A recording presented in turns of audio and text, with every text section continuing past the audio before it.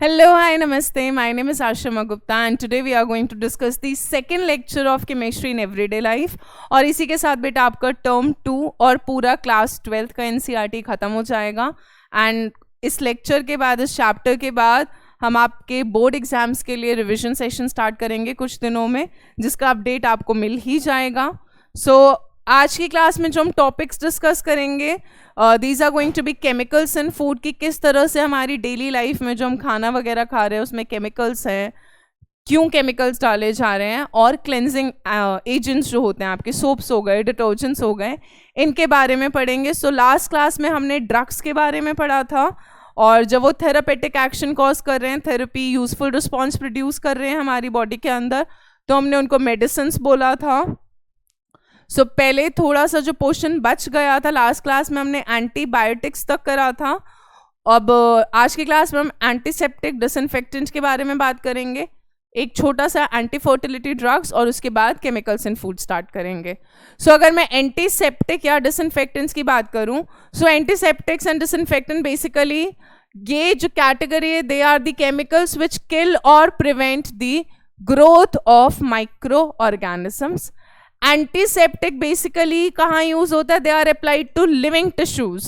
ठीक है, जब हमें चोट लग जाती है, हम गिर जाते हैं, तो बेटाडिन वगैरह लगाया जाता है. They are applied to the living tissue, जैसे वुंड्स हो गया, कट्स हो गए, अल्सर्स हो गए, and diseased skin surfaces, basically जिन स्किन पर डिसीज वगैरह हो रखा होता है. और जो एंटीसेप्टिक होते हैं, they are not ingested like antibiotics. ये फर्क है. एंटीबायोटिक्स वगैरह हम पिल्स के थ्रू खाते हैं, दवाई है खाते हैं, बट एंटीसेप्टिक भी आपका प्रिवेंट कर रहा है या ग्रोथ ऑफ माइक्रो ऑर्गेनिज्म को किल कर रहा है, बट हम इनको इंजेस्ट नहीं करते, हम इनको खाते नहीं है. एंटीसेप्टिक आपके वुंड्स वगैरह पर अप्लाई होता है. ठीक है, एग्जाम्पल्स की बात करूँ अगर मैं एंटीसेप्टिक्स के, फ्यूरासिन, सोफ्रामाइसिन, डेटॉल जो हम यूज करते हैं घर के अंदर, which is a mixture of chloroxylenol and terpineol. Star important है, बहुत बार सवाल आ रखा है. ठीक है, bithionol which is added to soaps to impart antiseptic properties, but अब बाइथाइनॉल ऐड करना बंद कर दिया गया है, क्योंकि बाइथाइनॉल क्या था, फोटोसेंसिटिव था. जो आपका सेवलॉन वगैरह होता था उसके अंदर बाइथाइनॉल डाला जाता था, तो ये ऑफ कोर्स एंटीसेप्टिक की तरह होता था, बट बाइथाइनॉल फोटोसेंसिटिव था. यानी अगर कोई नहाकर जाएगा इस सोप में, जिस सोप में बाइथाइनॉल है, तो होता क्या था कि उसकी स्किन पे एलर्जी वगैरह ऑब्जर्व करा गया, क्योंकि फोटोसेंसिटिव है, जैसे ही सनलाइट वगैरह पड़ेगा कुछ ना कुछ एलर्जी वगैरह होने लग गया था. तो अब बाइथाइनॉल की जगह हम कुछ और एंटीसेप्टिक डालते हैं सोप्स के अंदर. इसके अलावा iodine, it is a very powerful antiseptic and it is used as a tincture of iodine. Tincture of iodine किसका मिक्सचर होता है? Iodine in alcohol. So it is a 2 to 3% solution in alcohol water mixture. ठीक है, alcohol water का mixture होता है और उसमें हमने आयोडीन को डिसॉल्व कर रखा होता है, and this solution is called as your tincture of iodine, जो आपका बहुत अच्छा एंटीसेप्टिक की तरह काम करता है. इसके अलावा आपका आइडोफोम, जिसका फॉर्मूला हो गया आपका CHI3. This is also used as antiseptic for wounds. तो एंटीसेप्टिक के लिए, चोट वगैरह के लिए तो हम टिंक्चर ऑफ आयोडीन यूज कर सकते हैं, विच इज अ 2 to 3%. याद रखना है टिंक्चर ऑफ आयोडीन का कॉम्पोजिशन, क्योंकि क्वेश्चन आता है. तो tincture of iodine is a 2 to 3% solution of iodine in alcohol water mixture. Iodoform use होता है. इसके अलावा डेटॉल का कॉम्पोजिशन याद रखना है, क्लोरोजाइलेनॉल एंड टर्पिनियोल. ठीक है, इसके अलावा boric acid in dilute aqueous solution, ये वीक एंटीसेप्टिक की तरह आईज में यूज होता है, तो बहुत सारी आई ड्रॉप्स के अंदर बोरिक एसिड डाइल्यूट फॉर्म में यूज होता है. ये आपके कुछ स्ट्रक्चर हैं. क्लोरोजाइलेनॉल, टर्पिनियोल, जो आपका पूरा टुगेदर किस में प्रेजेंट है? डेटॉल का कॉम्पोजिशन. ये हो गया आपका बाइथाइनॉल, जो सोप्स में डाला जाता था. अब बात करते हैं डिसइंफेक्टेंट्स की. ठीक है, एंटीसेप्टिक हो गया. अब डिसइंफेक्टेंट्स क्या होते हैं? They are applied to inanimate objects. अब क्या था बेटा, एंटीसेप्टिक और डिसइंफेक्टेंट दोनों ही, ठीक है, इंजेस्ट तो नहीं होते, खाए नहीं जाते हैं, ओरली नहीं खाते हम इनको अप्लाई करते हैं. अब फर्क क्या है, एंटीसेप्टिक जो है वो लिविंग उसमें लगता है, जो आपके लिविंग सेल्स होते हैं। बट जो आपका डिसइंफेक्टेंट्स होते हैं they are applied to inanimate, यानी वो ऑब्जेक्ट जो मूव नहीं करते, जो नॉन लिविंग होते हैं बेसिकली, जैसे फ्लोर्स। जब घर वर साफ करते हैं तो हम उसके अंदर थोड़ा बहुत फिनाइल डिसइंफेक्टेंट डाल देते हैं, आपके इंस्ट्रूमेंट्स में क्लीन करने के लिए, ड्रेनेज सिस्टम वगैरह में। सो बट कुछ सब्सटेंसेस ऐसे होते हैं जो एंटीसेप्टिक भी काम कर सकते हैं, डिसइंफेक्टेंट भी काम कर सकते हैं, just by varying the concentration. For example, again बहुत बार सवाल आ रखा है कि जो 0.2% सोल्यूशन है फिनॉल का, 0.2% सोल्यूशन ऑफ फिनॉल, वो एंटीसेप्टिक की तरह काम करता है, जबकि 1% सोल्यूशन किसकी तरह काम करता है, डिसइंफेक्टेंट। यानी लो कॉन्सेंट्रेशन में 0.2% तो एंटीसेप्टिक की तरह काम कर रहा है फिनॉल का सोल्यूशन, थोड़ा सा ज्यादा कॉन्सेंट्रेट करा 1% के अराउंड तो डिसइंफेक्टेंट की तरह, यानी इनएनिमेट ऑब्जेक्ट्स पे लगाया जाता है टू किल और prevent the growth of micro organism. Similarly chlorine low concentration में as in 0.2 to 0.4 ppm in aqueous solution, and sulfur dioxide in very low concentration, they are used as your disinfectant. But आपको phenol वाले का example याद रखना ही रखना है, क्योंकि इस पर बहुत बार सवाल आ रखा है, ठीक है। So 0.2% antiseptic, 1% disinfectant. अब बात करते हैं anti fertility drugs. So they are used in direction of birth control and in family planning, ठीक है। एंटी फर्टिलिटी ड्रग्स यानी जो फर्टिलिटी को रोके, यानी बर्थ कंट्रोल में यूज हो, फैमिली प्लानिंग में यूज हो। सो इसके बहुत कॉमन एग्जाम्पल है आपका नॉरेंथेड्रिन। सो नॉरेंथेड्रोन क्या है, एक सिंथेटिक प्रोजेस्टेरॉन डेरिवेटिव है जो एंटी फर्टिलिटी एक्शन कॉज करता है, यानी प्रेगनेंसी वगैरह नहीं होने देता। इसके अलावा ये प्रोजेस्टेरॉन डेरिवेटिव है norethindrone. Estrogen derivative which is used in combination with progesterone is ethinyl estradiol, which is also called as novestrol, ठीक है। ethinyl estradiol, which is also called as novestrol. These two are very common example of anti fertility drugs जो आपके birth control में use होते हैं। सो जो ऊपर वाला है नॉरेंथेड्रोन, वो आपका प्रोजेस्टेरॉन डेरिवेटिव है, और जो ethinyl estradiol है दिस इज एस्ट्रोजन डेरिवेटिव, साथ में थोड़ा बहुत कॉम्बिनेशन में प्रोजेस्टेरॉन भी है, जो बेसिकली फीमेल हार्मोन्स होते हैं, ठीक है। सो ये स्ट्रक्चर दे रखे हैं आपके नॉरेंथेड्रोन के एंड ethinyl estradiol के। सो आपको एंटी फर्टिलिटी ड्रग्स में भी एग्जाम्पल इन दोनों का याद रखना है। इस चैप्टर में मेनली आपको ड्रग उसका एग्जाम्पल याद होना चाहिए। चलिए अब बात करते हैं केमिकल्स इन फूड की। तो one part of the chapter is completely over which is drugs. Second part है चैप्टर का केमिकल्स इन फूड, कि हम क्या क्या तरह के केमिकल्स यूज करते हैं खाने के अंदर, डे टू डे लाइफ के अंदर। So first is your preservation, खाने को स्टोर करने के लिए, लॉन्ग टाइम प्रिजर्व करने के लिए। आप देखते हो, आप जैम लाते हो, आप बटर लाते हो, आप दूध लाते हो, ब्रेड लाते हो, आप कुछ चीज़ें हम साल भर तक भी प्रिजर्व कर पा रहे हैं, स्टोर कर पा रहे हैं, बट कुछ चीज़ें हमारी 2 या 3 दिन तक ही चल पाती हैं।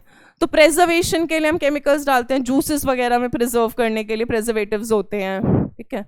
इसके अलावा अपील को इन्हांस करने के लिए, जैसे आप देखते हो सेब, टमाटर एकदम क्लीन, नीट एंड क्लीन, एकदम चमक रहे होते हैं, बट आप अगर जेन्युइनली खेतों वेतों से जाके देखोगे तो वो शाइन नहीं होती, बट उनको और सुंदर बनाने के लिए, अपील वगैरह देने के लिए, इन्हांस करने के लिए केमिकल्स यूज होते हैं। इसके अलावा chemicals are added to add nutritive value. अगर कोई चीज़ न्यूट्रिशनल नहीं है, न्यूट्रिशियस नहीं है, तो उसमें केमिकल्स ऐड करे जाते हैं to give them nutritional value. जैसे किसी में अगर प्रोटीन नहीं है तो हम प्रोटीन का थोड़ा सा अमाउंट ऐड कर देंगे, थोड़े कार्ब्स ऐड कर देंगे, थोड़ा कुछ ऐड कर देंगे, तो न्यूट्रिशनल वैल्यू ऐड करने के लिए भी हम केमिकल्स यूज करते हैं। The main category of food additives जो हम ऐड करते हैं, फर्स्ट इज फूड कलर्स, है ना। आपने देखा ही होगा, जैसे जो बिरयानी वगैरह बनती है उसमें बहुत लोग फूड कलरिंग एजेंट्स डालते हैं। आपके चावल तो वाइट है, कितने भी मसाले डाल लो, कितनी बार तो आपको ऑरेंज कलर के चावल दिखते हैं। तो वो जो ऑरेंज कलर है वो कहाँ से आ रहा है? हल्दी से भी नहीं आ रहा, हल्दी तो येलो कलर का होता है। तो फूड कलरिंग एजेंट्स डालते हैं, मिठाइयों वगैरह में फूड कलरिंग एजेंट डालते हैं। इसके अलावा फ्लेवर्स डाले जाते हैं, स्वीटनर्स डाले जाते हैं, फैट इमल्सिफायर डालते हैं, स्टेबलाइजिंग एजेंट्स डालते हैं, फ्लावर इम्प्रूवर्स डाले जाते हैं कि आटा वगैरह जो होता है वो ख़राब ना हो, तो एंटी स्टॉलिंग, स्टॉल ना करे, फूड स्टेल ना हो जाए, ख़राब ना हो जाए, तो एंटी स्टेलिंग एजेंट्स डालते हैं, ब्लीचेस वगैरह डालते हैं, एंटीऑक्सीडेंट्स डाले जाते हैं, प्रिजर्वेटिव्स डाले जाते हैं, न्यूट्रिशनल सप्लीमेंट्स डालते हैं, मिनरल, वाइटामिन्स, अमीनो एसिड्स, ये सब खाने में अलग अलग तरीके की चीज़ें डलती हैं। कभी जब चीज़ खरीदते हो ना, उसका कॉम्पोजिशन पढ़ा करो कि क्या क्या डला हुआ है। तुम खा रहे हो तो तुम क्या खा रहे हो, तुम्हें कितना प्रोटीन मिल रहा है, कितना शुगर आ रहा है, कितना क्या आ रहा है, ये आपको पढ़ना चाहिए, ठीक है। Except for the last one, इससे ऊपर के जितने भी है ना बेटा, उन सब में कोई न्यूट्रिशनल वैल्यू नहीं होता, ठीक है। यानी इस लास्ट वाले से ऊपर preservative, antioxidant, flavours, food colour, इनमें कोई न्यूट्रिशनल वैल्यू नहीं होता। ये सारे के सारे या तो खाने को अच्छा दिखाने के लिए, उसकी शेल्फ लाइफ बढ़ाने के लिए, यानी उसको हम ज़्यादा टाइम तक स्टोर कर सके, या उसकी यही लिखा है कॉस्मेटिक पर्पस। कॉस्मेटिक पर्पस का मतलब है कि दिखने में खाना सुंदर लगे, हम इसीलिए तो खा रहे होते भाई, दिख बहुत अच्छा रहा है, चावल बड़ा अच्छा दिख रहा है, दाल बहुत अच्छी दिख रही है, ब्रांडिंग बहुत अच्छी है, पैकेजिंग बहुत अच्छी है, हम इन सारी चीज़ों पर जाते हैं, ठीक है। सो ये सारे फूड एडिटिव्स डाले जाते हैं अलग अलग तरीके के। बात करते हैं जो हमारे डिटेल में है चैप्टर में, that is artificial sweetening agent. पहली बात तो यार, क्यों हम आर्टिफिशियल स्वीटनिंग एजेंट्स डालते हैं? शुगर है, ठीक है, बट आप देखते होगे शुगर फ्री आता है, अलग अलग तरीके के आते हैं।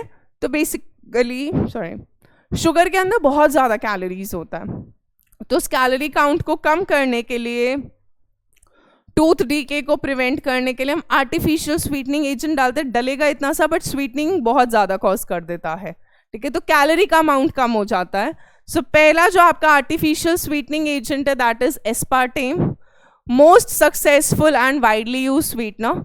It is roughly 100 times as sweet as cane sugar. Cane sugar is basically sucrose, C12H22O11 से 100 times sweeter है, ठीक है। It is methyl ester of dipeptide formed from aspartic acid and phenylalanine, but हमें स्ट्रक्चर इतना नहीं चाहिए। हाँ, aspartame में ये ध्यान रखना है कि it is unstable at cooking temperature, तो ये इसका यूज सिर्फ कोल्ड फूड्स और सॉफ्ट ड्रिंक्स में ही होता है। यानी अगर आप इसको हीट वगैरह में यूज़ करोगे तो अनस्टेबल है, डिकम्पोज वगैरह कर जाता है, तो इसको हम कोल्ड फूड्स, कोल्ड ड्रिंक वहाँ पर एज अ आर्टिफिशियल स्वीटनर की तरह यूज़ करते हैं एस्पार्टेम। सेकेंड आते हैं एलिटेम।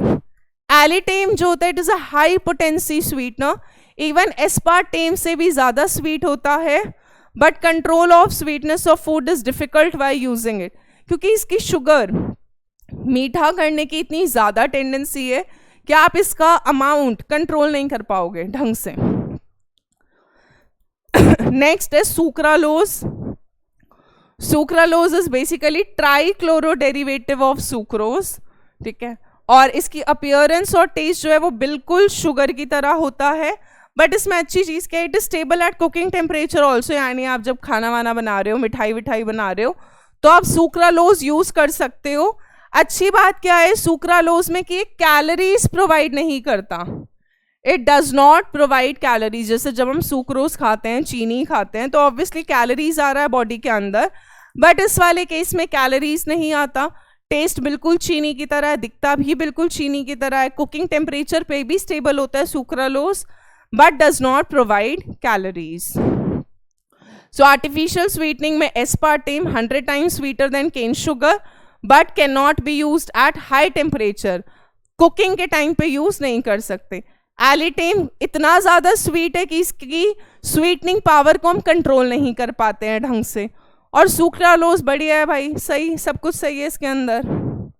चलो, आर्टिफिशियल स्वीटनिंग की अगर हम बात करें तो ये इनका स्वीटनिंग वैल्यू दे रखा है एनसीईआरटी के अंदर, कंपैरिजन टू केन शुगर। तो पहला है एस्पार्टेम, ठीक है, which is 100 times sweeter than your cane sugar. Then you have saccharin.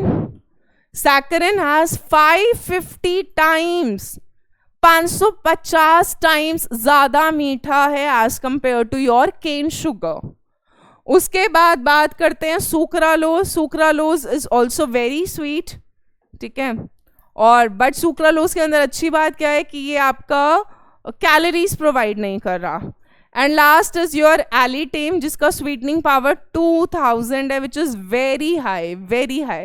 यानी अगर आपसे पूछा जाए सबसे ज्यादा पोटेंसी शुगर के या सबसे ज्यादा स्ट्रॉन्ग स्वीटनिंग एजेंट कौन है, तो वो है एलिटेम. बट उसका हम कंट्रोल भी नहीं कर पा रहे कि कितना अमाउंट डालो, क्योंकि इतना सा भी डालूंगी तो बहुत ज्यादा मीठा कर देगा.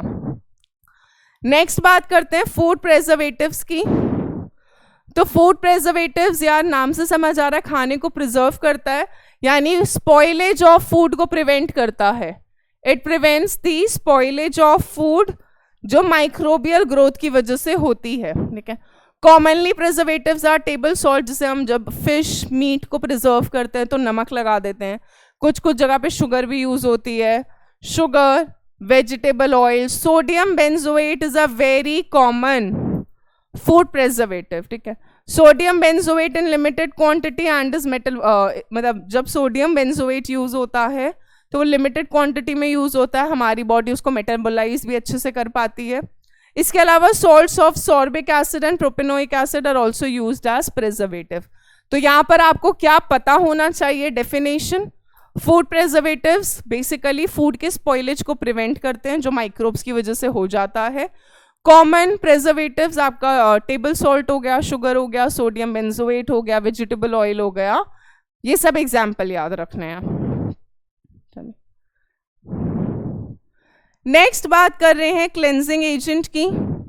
तो क्लेंजिंग एजेंट के बारे में हमने थोड़ा बहुत बेटा पढ़ लिया था आपने सरफेस में, है ना.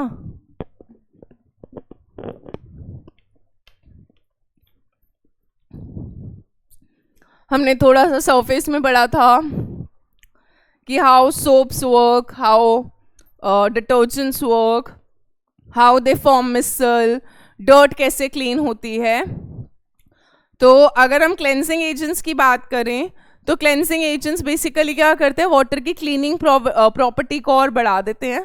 कपड़ों में से जो भी ऑयल, डर्ट, ग्रीस, फैट्स, ये सब जो भी फैब्रिक पे लगे होते हैं, जब हमारी स्किन बहुत ऑयली होती है, जैसे समर के टाइम पर या जब आपका बारिश का मौसम होता है, ह्यूमिडिटी बहुत ज़्यादा होती है, स्किन बहुत ज़्यादा ऑयली हो रही होती है, we keep on wash our face, we keep on washing our face कि ऑयल जो भी एक्सेस है वो रिमूव हो जाए. डर्ट वगैरह, हम क्यों नहा रहे हैं, अपनी बॉडी से डर्ट वगैरह रिमूव करने के लिए. कपड़े क्यों धो रहे हैं, डर्ट रिमूव करने के लिए. तो आपके ये जो क्लीनिंग एजेंट्स होते हैं, क्लेंजिंग एजेंट्स होते हैं, ये वाटर की क्लीनिंग प्रॉपर्टी को और इन्हांस करते हैं, बढ़ाते हैं. अब बात करते हैं सोप्स की. तो सोप्स मैंने पहले भी बताया था, दे आर दी सोडियम और potassium salts of long chain fatty acids.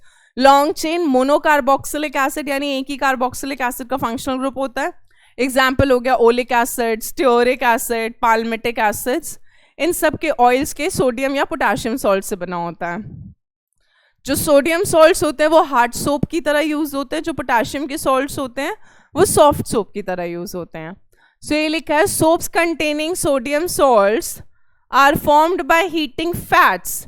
जब हम फैट्स को हीट करते हैं with NaOH, aqueous solution of sodium hydroxide, जिसको लाए बोलते हैं, झूठ वाला लाए नहीं, LYE वाला लाए, उसके साथ जब हम हीट करते हैं तो हमें सोप मिलता है. और इस रिएक्शन को हम बुलाते हैं सपोनिफिकेशन रिएक्शन, ठीक है.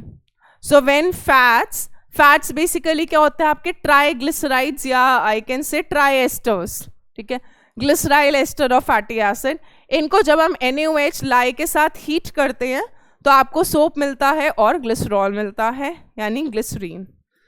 तो ये हो गया मेरा ट्राइएस्टर, ठीक है. ये स्टियोरिक एसिड का ग्लिसराइल एस्टर है, C17H35COO, ये आपका CH2CH2. ट्राइएस्टर है बेटा, देखो 3 बार एस्टर ग्रुप है. सोडियम हाइड्रोक्साइड, जिसको लाए भी बुलाते हैं, इसके साथ जब हम हीट करेंगे तो मुझे सोडियम स्टियरेट मिलेगा. Sodium salt of long chain fatty acid, यानी ये तो मुझे मिल गया सोप, ठीक है. और ये पूरा रिएक्शन कौन सा हो गया मेरा, सपोनिफिकेशन रिएक्शन। और ग्लिसरॉल या ग्लिसरीन आपका बाय प्रोडक्ट होता है। बाय प्रोडक्ट का मतलब क्या है? Side product. ये मेरा मेन प्रोडक्ट नहीं है ग्लिसरॉल या ग्लिसरीन, ठीक है। ये बाय प्रोडक्ट, साइड प्रोडक्ट होता है जो सोप के साथ बनता है। आपको ग्लिसरीन चाहिए, साबुन में रखो, नहीं चाहिए रिमूव कर दो, ठीक है। सो यहाँ पे जो सोप बना है वो सोडियम स्टीयरेट बना है, यानी स्टीयरिक एसिड के ट्राई एस्टर से, ग्लिसराइल एस्टर से बना हुआ है, फैट से बना हुआ है। तो जब हम फैट्स को हीट करते हैं विद सोडियम हाइड्रोक्साइड तो हमें सोप मिलता है, और क्या मिलता है आपका? ग्लिसरॉल या ग्लिसरीन। और इस पूरे रिएक्शन को क्या बुलाते हैं हम? हमारा सपोनिफिकेशन रिएक्शन। चलिए अब बात करते हैं सोप्स की। तो सोप अलग अलग तरीके का है। पहला है आपका toilet soaps. They are prepared by using batter नहीं होगा, बेटर, ठीक है। By using better grades of fats and oils and excess of alkali is removed, ठीक है। जो एक्सेस ऑफ एल्कली अगर आपने डाला होता है NaOH वगैरह तो वो रिमूव कर दिया जाता है। इसके अलावा colour and perfumes are added to make these soaps more attractive. आप देखते होगे सो बड़े बड़े बहुत सुंदर सुंदर होते हैं और उनके अंदर कलर वगैरह डाला जाता है to make them more beautiful. So ये सारी की सारी चीज़ें आपकी की जाती हैं। तो जो सोप्स होते हैं, टॉयलेट सोप्स जो बेदिंग वगैरह के लिए, नहाने के लिए यूज़ होते हैं, वो अच्छी quality of fats and oil से बनते हैं। Excess of base, excess of alkali को रिमूव कर दिया जाता है। फ्रेग्रेंस के लिए परफ्यूम्स वगैरह डाले जाते हैं, कलर डाला जाता है, कुछ कुछ में एसेंशियल ऑयल्स डाले जाते हैं, ठीक है। इसके अलावा जो सोप्स होते हैं दैट फ्लोट इन वाटर, आप देखते होंगे कि आपके कुछ सोप्स जो होते हैं वो वाटर में फ्लोट करते हैं, बबल्स बनाते हैं छोटे छोटे, और they are made by beating tiny air bubbles before their hardening. तो आप कुछ सोप्स देखोगे जो पानी के अंदर फ्लोट करते हैं। तो वो फ्लोट कैसे करें? जब उनको हम बना रहे होते हैं, मतलब हार्डन करने से पहले, सॉलिडिफाई करने से पहले उनको बार बार बीट करा जाता है। They are very much beaten up into tiny air bubbles so that these kind of soaps can float on the water. फिर आता है ट्रांसपेरेंट सोप्स। आपने देखा होगा कुछ सोप्स ट्रांसपेरेंट होते हैं, जैसे पियर्स वगैरह देखा होगा आपने, वो ट्रांसपेरेंट, आप आर पार देख पाते हो काफ़ी हद तक। तो उन सोप्स में क्या करा जाता है? They are made by dissolving the soap in ethanol and then evaporating the excess solvent. तो सोप आपने बना लिया, फिर उस सोप को इथेनॉल में डिजोल्व करा जाता है और एक्सेस ऑफ सॉल्वेंट को इवेपोरेट कर देते हैं, फिर कूल डाउन करते हैं, तो ट्रांसपेरेंट सोप बनता है। मेडिकेटेड सोप्स आपने देखा होगा, हिमालय के आजकल आते हैं, नीम आता है, नीम ही होता है ना, नीम का भी कोई से, मतलब आपने देखे होंगे जो मेडिकेटेड सोप्स होते हैं जिनके अंदर थोड़ी मेडिसिनल वैल्यूज होती हैं। मार्गो आता था एक पहले के टाइम पे, उनके अंदर कुछ कुछ मेडिसिनल वैल्यूज ऐड करी जाती हैं, हर्ब्स ऐड करी जाती हैं। फिर आते हैं आपके शेविंग सोप्स। तो शेविंग सोप्स के अंदर इस पे सवाल आता है, शेविंग सोप पे आ रखा है पहले भी। तो शेविंग सोप्स के अंदर ना ग्लिसरॉल यानी ग्लिसरीन जिसे बोलते हैं वो ऐड करा जाता है ताकि जो स्किन है उसकी रैपिड ड्राइंग ना हो। तो आप देखोगे जब आपके घर में फादर या ब्रदर या कोई मेल जब शेव वगैरह करते हैं तो जो स्किन होती है वो ड्राई नहीं होती है, स्किन बिकम्स वेरी स्मूथ। वो इसीलिए होती है क्योंकि उसके अंदर ग्लिसरॉल डाला जा रहा है for moisturisation of the skin. इसके अलावा एक गम डाला जाता है called as rosin, ROSIN, rosin is added while making it form sodium rosinate, जो झाग बनाने के लिए यूज होता है। क्योंकि आप देखोगे आप थोड़ा सा शेविंग जेल लेते हो बट झाग जो होता है, लैदर जो होता है वो बहुत ज़्यादा बन जाता है, तो उसमें हम एक गम डालते हैं रोजिन। जिस टाइम पे हम शेविंग सोप बना रहे होते हैं तो वो कन्वर्ट हो जाता है सोडियम रोजिनेट में, which is used as a good lathering agent, अच्छा फोमिंग एजेंट होता है। और शेविंग सोप के अंदर ग्लिसरॉल भी डाला जाता है ताकि स्किन ड्राई ना हो, ठीक है। नेक्स्ट है लॉन्ड्री सोप्स। लॉन्ड्री सोप्स हो गए बेटा जो कपड़े धोने वोने के लिए यूज होते हैं। So they contain fillers like sodium rosinate, sodium silicate, borax हो गया, सोडियम कार्बोनेट्स, ये सब डाला जाता है लॉन्ड्री सोप्स के अंदर कि झाग वाग अच्छा बने, अच्छे से कपड़े धुल जाए, क्लीन हो जाए, वो सब डाला जाता है, ठीक है। अब जो सवाल आता है कि ये हमने पहले भी पढ़ा है कि जो सोप्स होते हैं ना यार वो हार्ड वाटर में काम नहीं करते हैं बट डिटर्जेंट्स हार्ड वाटर में काम कर जाते हैं। तो पहले अगर मैं बात करूं हार्ड वाटर, तो हार्ड वाटर क्या होता है? Hard water contains soluble salts of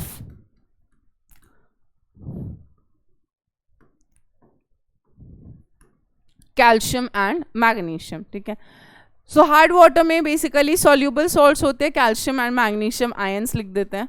calcium ion और मैग्नीशियम आयन के सॉल्यूबल सॉल्ट्स होते हैं। हार्ड वाटर भी दो तरह का होता है, जो टेम्पररी हार्डनेस कॉज करता है और परमानेंट हार्डनेस। टेम्पररी हार्डनेस होती है because of the bicarbonates of calcium and magnesium. Permanent hardness होती है आपकी chlorides and sulphates of calcium and magnesium. तो हार्ड वाटर के अंदर सोप क्यों नहीं काम कर पाता ये समझते हैं। ठीक है, मान लो बेटा मेरा कोई सोप है C17H35COO- Na+। ये मेरे सोप का नाम क्या था? Sodium stearate, sodium salt of long chain fatty acid. This is my soap. ठीक है, सॉफ्ट वाटर वो होता है जिसमें कैल्शियम मैग्नीशियम के सॉल्ट्स नहीं होते, यानी यहाँ पर सोप बढ़िया काम करता है, झाग वाग एकदम बढ़िया बनाता है। तो घर में जनरली जो पानी आ रहा होता है वो हमारा सॉफ्ट वाटर होता है, रिवर के अंदर सॉफ्ट वाटर होता है।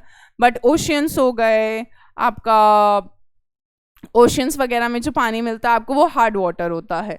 सो मान लो मेरा हार्ड वाटर से मुझे कैल्शियम आयन मिल रहा है, कैल्शियम भी मिल सकता है, मैग्नीशियम भी मिल सकता है क्योंकि इन्हीं के सॉल्ट्स है। This is coming from hard water. ठीक है, ऑब्वियसली बात है इसका कोई सॉल्ट होगा, ये सोप पानी के अंदर है सोल्यूशन। कैल्शियम जो मिल रहा है वो सिर्फ कैल्शियम मेटल नहीं है बेटा, कैल्शियम आयन है। अगर परमानेंट हार्डनेस वाला है तो कैल्शियम बाइकार्बोनेट होगा। परमानेंट हार्डनेस वाला है तो it can be CaCl2, it can be calcium sulphate CaSO4। Double displacement reaction होगी। यहाँ पे एनायन भी है, मैंने लिखा नहीं है क्योंकि वो किसी भी हार्डनेस से हो सकता है। अगर कोई सोचे कि भाई कैसे रिएक्शन होगा, कैल्शियम तो कम रिएक्टिव है, सोडियम को कैसे डिस्प्लेस करेगा? बेटा ये डिस्प्लेसमेंट नहीं है क्योंकि ये मेटल नहीं है, ये मेटल आयन है। और इसका भी एनायन है क्योंकि ये भी एक सॉल्ट सोल्यूशन ही है। कैल्शियम और मैग्नीशियम के सॉल्ट्स हैं। ठीक है, तो एक सॉल्ट सोल्यूशन दूसरा सॉल्ट सोल्यूशन, डबल डिस्प्लेसमेंट होगा।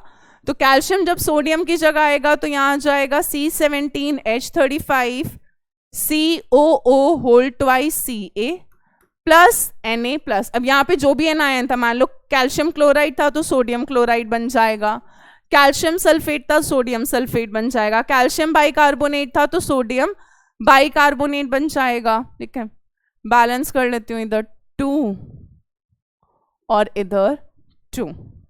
अब ये जो कंपाउंड बना मेरा कैल्शियम स्टीयरेट, यानी जब मैंने सोप को पानी में डिसॉल्व करा तो हार्ड वाटर में, मैंने जब सोप को हार्ड वाटर में डाला, ऐड करा, तो मैंने देखा कि वहां पर कैल्शियम स्टीयरेट बना जो बेसिकली आपका वाइट प्रेसिपिटेट की तरह सेटल होना स्टार्ट हो जाता है। और इस वाइट प्रेसिपिटेट को हम क्या बुलाते हैं? स्कम बुलाते हैं। यानी यहाँ पर आपके कपड़े क्लीन नहीं होंगे अगर आपका सोप हार्ड वाटर में है और आप सोचो कि आप उसमें कपड़े धो लोगे, कपड़े क्लीन कर लोगे, तो ऐसा नहीं होगा। वहां पे ये जो स्कम बनना स्टार्ट होता है, वाइट प्रेसिपिटेट बनना स्टार्ट होता है, आपके कपड़े पे ही चिपकना स्टार्ट हो जाएगा। या मान लो अगर किसी बाल्टी के अंदर तुमने हार्ड वाटर के अंदर सोप सोल्यूशन डाला और डिसॉल्व करा, तो आप देखोगे बाल्टी पे, बाल्टी के नीचे आपको वाइट प्रेसिपिटेट दिखना स्टार्ट होगा।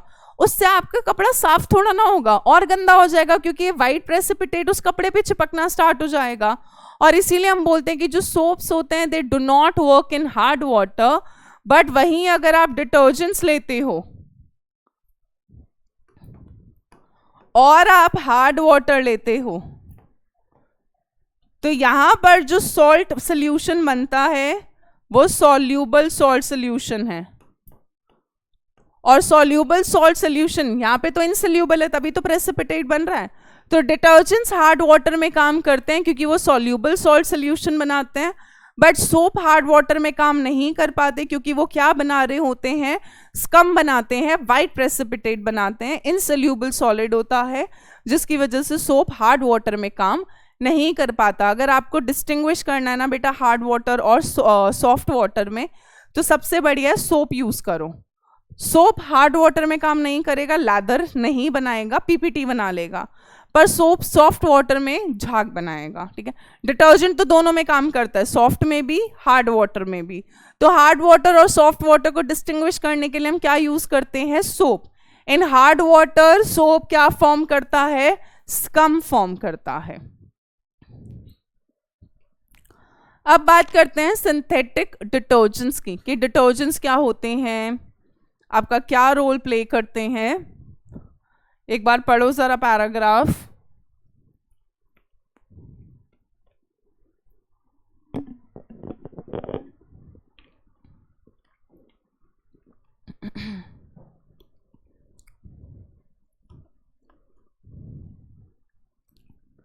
तो synthetic detergents again they also have the cleaning property. इनके अंदर सारी सोप वाली प्रॉपर्टी होती है, बट एक्चुअली में सोप नहीं होता, इसीलिए हम इनको सोपलेस सोप्स भी बोलते हैं, कि काम तो सोप की तरह करते हैं बट सोप नहीं होते, सोप वाला फंक्शनल ग्रुप प्रेजेंट नहीं होता। सो सिंथेटिक प्लस जो सोप्स होते हैं उनमें आपका जो फैटी एसिड्स होते हैं वो नेचुरल होते हैं। पाल्मेटिक एसिड पाम ऑयल से मिल रहा है, आपका ऑलिव ऑयल से ओलिक एसिड मिलता है, तो वो आपको नेचुरल सोर्स को आप केमिकल ट्रीट करा रहे हो। बट जो डिटर्जेंट्स होते हैं वो बिल्कुल केमिकली मेड होते हैं। इसके अलावा they are called as soapless soap, की काम तो सोप वाला कर रहे हैं बट सोप वाला फंक्शनल ग्रुप नहीं होता। इसके अलावा डिटर्जेंट्स मैंने बता दिया they can be used both in hard water and soft water, क्योंकि ये दोनों में ही झाग बनाते हैं, लैदर बनाते हैं। अब डिटर्जेंट, इसके अलावा मैंने बता दिया synthetic detergents are called as your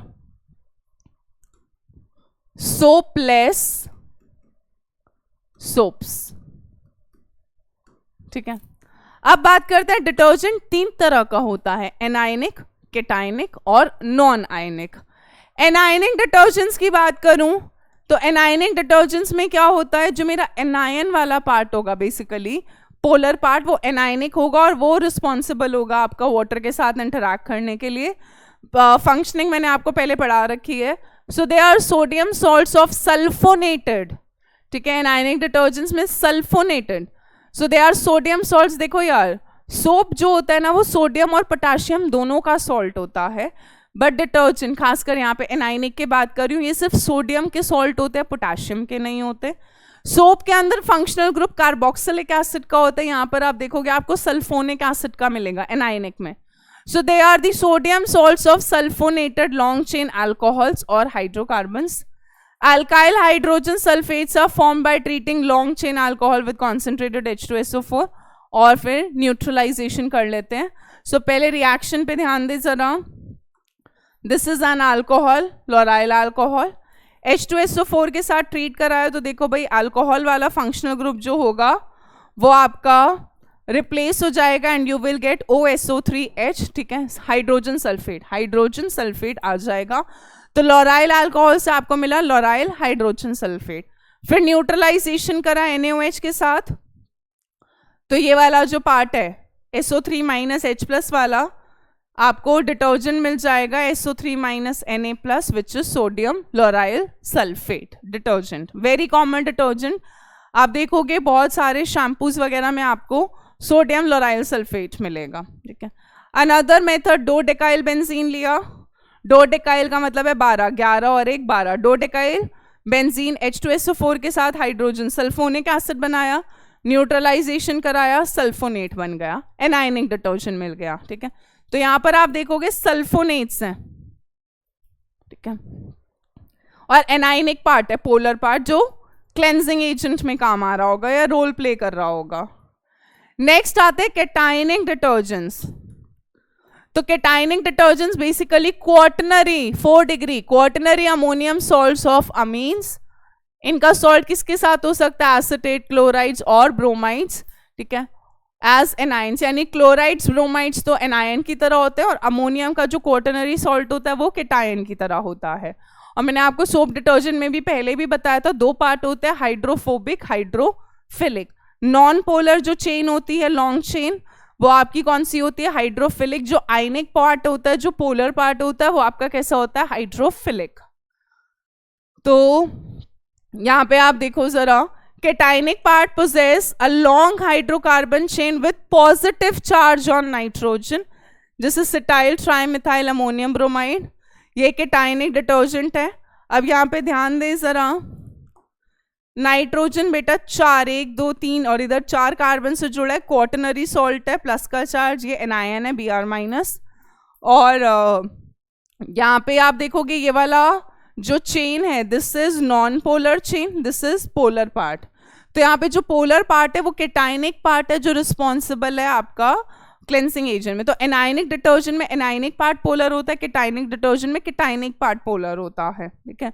cetyl trimethyl ammonium bromide जो होता है वो हेयर कंडीशनर्स में यूज होता है। इसके अलावा इसके अंदर जर्मिसाइडल प्रॉपर्टीज भी है, जर्म्स वगैरह को किल करने के लिए यूज होता है। नेक्स्ट आते हैं नॉन आयनिक डिटर्जेंट्स। अब नाम से समझ आ रहा है भाई, नॉन आयनिक डिटर्जेंट के अंदर तो कोई आयन ही प्रेजेंट नहीं होगा, यानी ना कैटायन होगा ना एनायन होगा।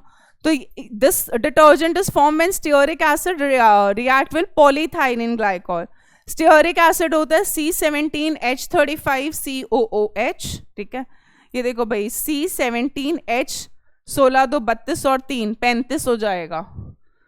तो जब स्टीयरिक एसिड रिएक्ट करता है विद पॉलीथाइलिन ग्लाइकॉल तो आपको ये डिटर्जेंट मिलता है।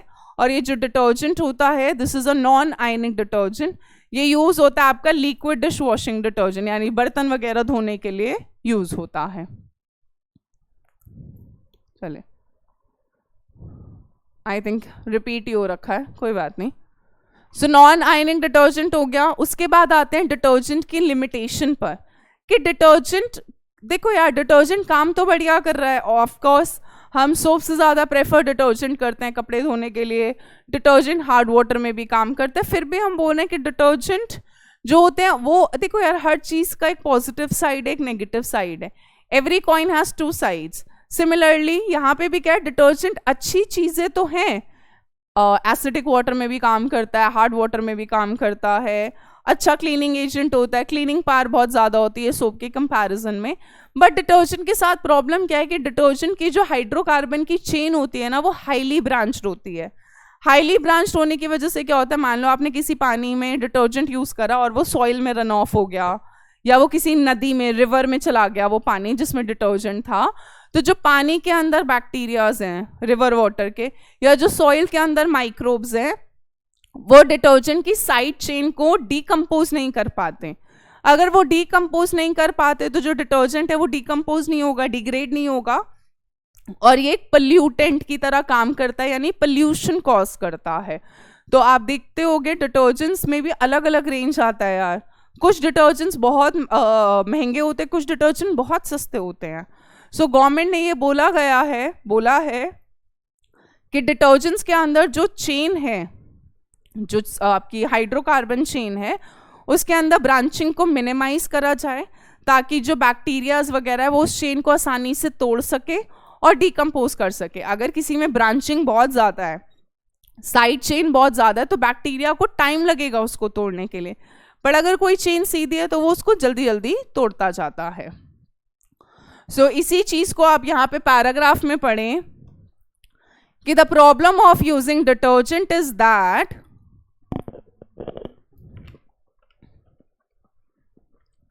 if their hydrocarbon chain is highly branched, यानी जो नॉन पोलर पार्ट होता है, जो हाइड्रोकार्बन की चेन होती है, अगर वो हाईली ब्रांच्ड है तो जो बैक्टीरियाज वगैरह होते हैं वो उस ब्रांच चेन को आसानी से तोड़ नहीं पाते। Bacteria can not degrade this easily and their slow degradation leads to their accumulation. अगर कोई चीज़ टूटेगी नहीं, डीकम्पोज नहीं होगी, तो इकट्ठी होती जाएगी तो पोल्यूशन कॉज करेगी। तो डिटर्जेंट पानी के अंदर, सॉइल के अंदर बहुत लॉन्ग टाइम तक परसिस्ट करता है और पोल्यूशन कॉज करता है। तो एफ्लुएंस कंटेनिंग सच डिटर्जेंट जब ये रिवर पॉन्ड्स तक जाते हैं तो ये पानी में काफ़ी टाइम तक परसिस्ट करते हैं, जिसकी वजह से आप देखते होगे, आपने देखा होगा यमुना के अंदर बहुत बार देखा गया कि वाइट कलर के ना बहुत बड़े बड़े फोम के वो बन गए हैं, वो बर्फ नहीं होती, ये फोम्स इसकी वजह से बनी होती है कि डिटर्जेंट वहाँ पर इकट्ठा होता जा रहा है, क्योंकि लोग डिटर्जेंट से कपड़े धोते हैं, डिटर्जेंट डिकम्पोज नहीं हो पा रहा, पानी के अंदर परसिस्ट करता जा रहा है, इकट्ठा होता जा रहा है और वाइट कलर के फोम ब्लॉक्स बनते जाते हैं. तो this cause foaming in river, Pond's and streams, जो पानी को पल्यूट करता जाता है. सो गवर्नमेंट ने पल्यूशन को मिनिमाइज करने के लिए बोला गया है कि डिटर्जेंट का जो चेन है उसमें ब्रांचिंग को मिनिमाइज करा जाए. ब्रांचिंग को मिनिमाइज करने के लिए पैसा लगता है, पैसा लगेगा तो ऑब्वियसली बात है डिटर्जेंट का रेट बढ़ जाएगा. तो जो थोड़े महंगे डिटर्जेंट होते हैं उनमें ये कोशिश करी जाती है कि ब्रांचिंग मिनिमाइज हो ताकि वो पल्यूशन कॉज ना करें. चलिए इन टेक्स्ट क्वेश्चन डिस्कस कर लेते हैं. पहला इन टेक्स्ट क्वेश्चन बोल रहा है कि sleeping pills are recommended by the doctors to the patient suffering from sleeplessness. जिनको नींद नहीं आती उनको स्लीपिंग पिल्स डॉक्टर एडवाइस करता है, but it is not advisable to have to take its dose without consultation with the doctor. ये नहीं कि आप दवाई आपको एक बार पता लग गई तो आप खुद से खाना शुरू कर दो, या अगर घर में और किसी को नींद नहीं आ रही तो आपने अपनी मर्जी से उसको दे दी. ये नहीं. क्यों ऐसा बोला जाता है कि if sleeping pills taken in excess can cause harmful effect in the body.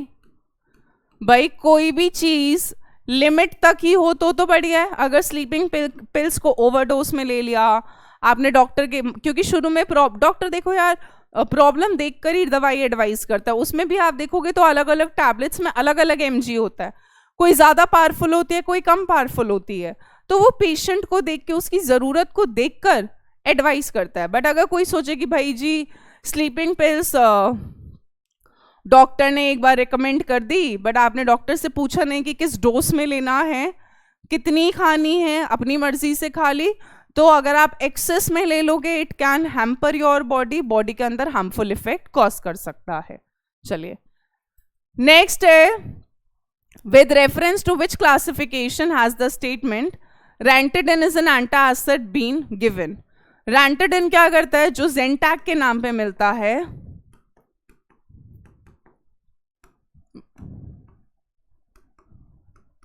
Ranitidine क्या करता है, it neutralizes the excess acid, it neutralizes the excess acid produced in the stomach and therefore किसकी तरह एक्ट करता है, it acts as antacid. ठीक है. सिमिटाडिन का रोल अलग था. सिमिटाडिन क्या करता था, जो रिलीज ऑफ एसिड था उसी को कम कर देता है. बट जो रैंटिडिन है, ज़ेंटैक जो है जो ट्रेड नेम पे बिकता है, ज़ेंटैक या रैंटिडिन क्या करता है, जो एक्सेस ऑफ एसिड स्टमक में प्रोड्यूस होता है वो उसको न्यूट्रलाइज करता है. ठीक है. So it acts as an antacid, acidity को कंट्रोल करता है. नेक्स्ट है कि आर्टिफिशियल स्वीटनिंग एजेंट्स लेने की क्या जरूरत है. Why do we require artificial sweetening agents? First of course to control the calorie count, क्योंकि शुगर के अंदर कैलोरीज बहुत ज़्यादा होती है. सो कैलोरी काउंट को कंट्रोल करने के लिए हम आर्टिफिशियल स्वीटनिंग एजेंट लेते हैं कि जो मीठा तो अच्छा खासा कर देगा बट कैलोरी कम होगा. इसके अलावा टूथ डीके को प्रिवेंट करने के लिए,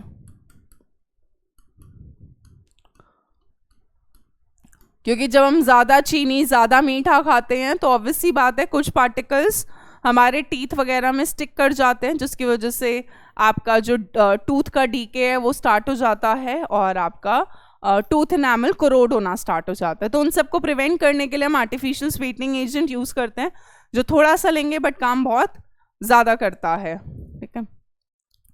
नेक्स्ट है, write the chemical equation for preparing sodium soap from glyceryl oleate and glyceryl palmitate. इनके स्ट्रक्चरल फॉर्मूले हमको दे रखे हैं. तो फर्स्ट पार्ट में हमें सोप बनाना है, सोडियम सोप बनाने हैं।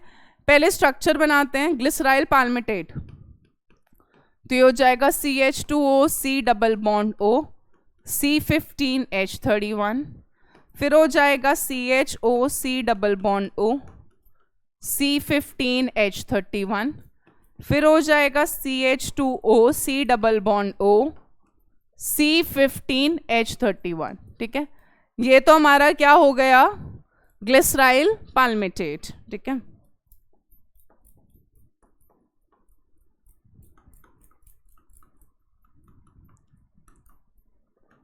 प्लस 3 मोल्स जरूरत पड़ेगी हमें सोडियम हाइड्रोक्साइड की। ठीक है, सपोनिफिकेशन रिएक्शन होगा, आपको 3 मोल्स मिलेंगे C15H31 COO minus Na plus. तो ये आपका बन जाएगा सोडियम, ग्लिसराइल पाल्मिटेट से सोडियम पाल्मिटेट बन जाएगा,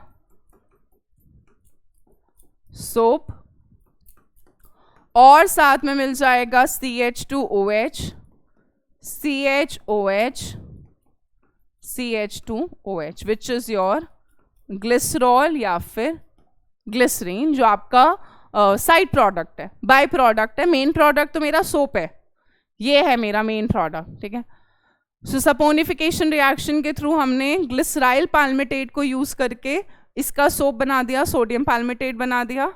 एक हमें बनाना है ग्लिसराइल ओलिएट।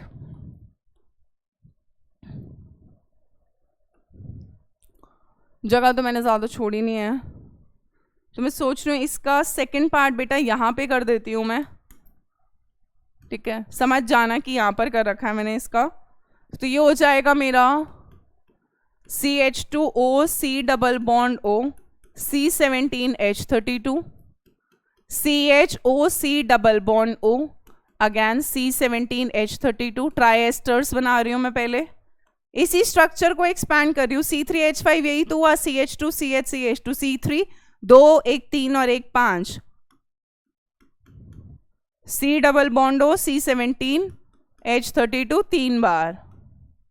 फिर इसका ट्रीटमेंट कराया सोडियम हाइड्रोक्साइड के साथ, हीट करा, 3 मोल्स मिल जाएंगे C17H32 COO minus Na plus. So बन जाएगा सोडियम ओलिएट, क्योंकि ये ग्लिसराइल ओलिएट था, और ग्लिसराइल मतलब ग्लिसरीन मिल जाएगा CH2OH CHOH CH2OH।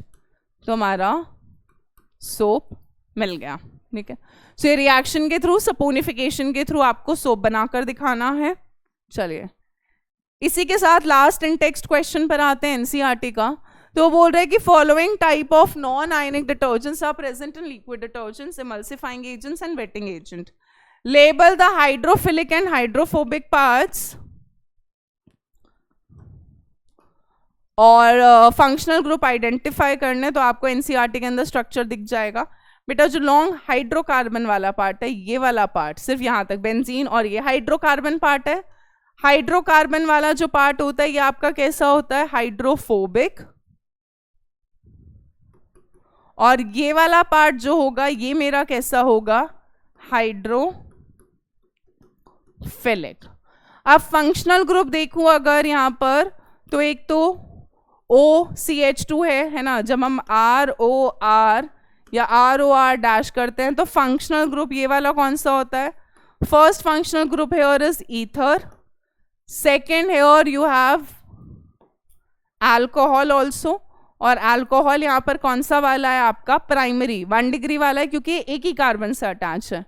तो एक तो आपका यहाँ पे ईथर प्रेजेंट है, और आपका फंक्शनल ग्रुप कौन सा प्रेजेंट है, अल्कोहल प्रेजेंट है। ठीक है, this long hydrocarbon part is non polar hydrophobic and this part is your hydrophilic. ठीक है, सो इसी के साथ आपका ये चैप्टर खत्म होता है। एनसीईआरटी के हमने इन टेक्स्ट क्वेश्चंस डिस्कस कर लिए। ठीक है, जब इस चैप्टर की रिवीजन वगैरह करेंगे तो सब्जेक्टिव थोड़े बहुत ऑब्जेक्टिव डिस्कस करेंगे, बट मैं यही कहूँगी कि आप एक बार एग्जाम्पलर भी करो इस चैप्टर का। जिनके भी बोर्ड्स में ये चैप्टर आना है तो आज की क्लास का टॉपिक 455 से 461 पेज तक है. इसके अलावा try solving NCERT, back exercise and NCERT exemplar, ये सॉल्व करने की पूरी कोशिश खुद से करें जिनके भी पेपर में चैप्टर आ रहा है. So thank you so much. With this your term 2 is completed with the deleted chapters also, and आपका पूरा 12th का एनसीईआरटी का सिलेबस भी इस चैप्टर के साथ खत्म होता है. सो आपको पूरे 16 चैप्टर्स पढ़ा दिए गए हैं इस पूरे सेशन में, और अब आपके एग्जाम्स के लिए रिवीजन स्टार्ट करेंगे. एक बार अपने एंड से दोबारा चैप्टर्स को पढ़ो, एनसीईआरटी पढ़ो, उसको सॉल्व करो. रिवीजन तो हम कराएंगे ही, बट एक बार खुद से भी रिवाइज करो. Thank you so much. See you super soon. Bye bye guys.